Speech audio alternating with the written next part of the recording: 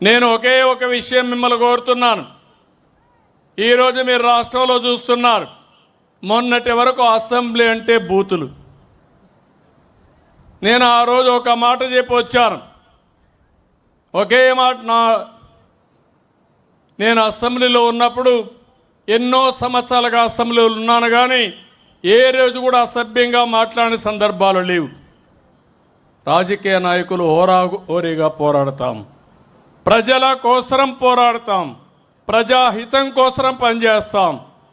అలాంటి సందర్భంలో నన్ను అవమానం చేసినప్పుడు నేను ఒకటే మాట చెప్పాను, ఇది గౌరవ సభ కాదు, కౌరవ సభ.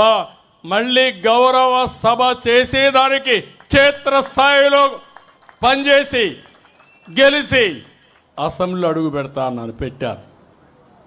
మళ్ళీ చూశాను, ఎక్కడ చూసినా ఆడబిడ్డల పైన అసభ్యంగా పోస్టులు పెట్టడం సోషల్ మీడియాలో. నేను రాజకీయాలు సేవల కోసం చూశాను.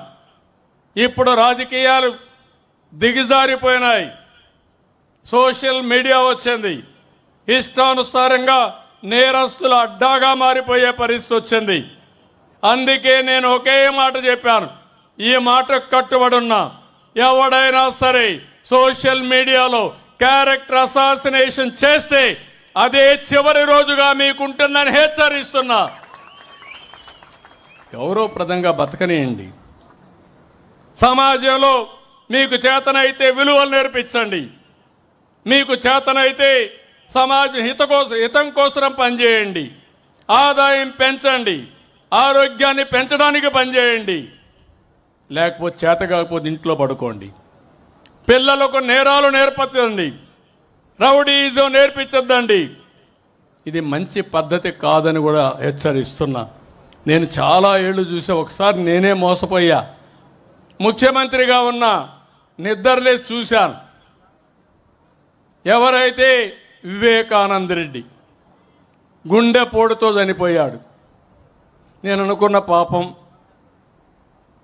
మన ప్రత్యర్థి ఆయన గుండెపోటు చనిపోయాడు అని అనుకున్నాను. అనుకుంటే అది గుండెపోటు కాదు, గొడ్డలి వేటు. తర్వాత తెలుసుకోవడానికి చాలా సమయం పట్టింది నాకు. అంటే ఒక ముఖ్యమంత్రినే మోసం చేయగలుగుతున్నారంటే మీరొక లెక్క అని మిమ్మల్ని అడుగుతున్నా.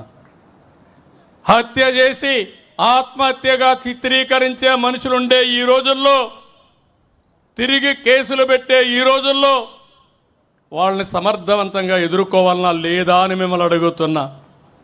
ఏమంటారని మిమ్మల్ని అడుగుతున్నా. ఎదుర్కోవాలంటే గట్టిగా చప్పట్లు కూడా చెప్పండి, ఇది మంచి పద్ధతి కాదని. ఇది అడిగితే మా మీద ఇష్టానుసారంగా మాట్లాడతారు, క్యారెక్టర్ అసాసినేషన్ చేస్తారు. నేను ఒకే మాట చెప్పాను, ఎవరైనా సరే తప్పులు చేసే వాళ్ళ పట్ల ఈ ప్రభుత్వం చండ శాసనుడిగా ఉంటామని హెచ్చరిస్తున్నా. మంచి చేయండి. నిన్న కూడా చూస్తున్నారు మీరు, నిన్న అనంతపురం పోయి ఎన్ని డ్రామాలు ఆడుతున్నారు. నేను అడుగుతున్నా మిమ్మల్ని, నేను ఎప్పుడైనా స్వేచ్ఛగా తిరిగానా రాష్ట్రంలో? మాజీ ముఖ్యమంత్రిగా చూశారా 5 ఏళ్ళు మీరు? 1924 ఎక్కడ తిరగలేకపోయాను. ఇప్పుడు ఎవరు ఎక్కడ తిరగాలన్నా ఇబ్బంది ఉందా అని మిమ్మల్ని అడుగుతున్నా.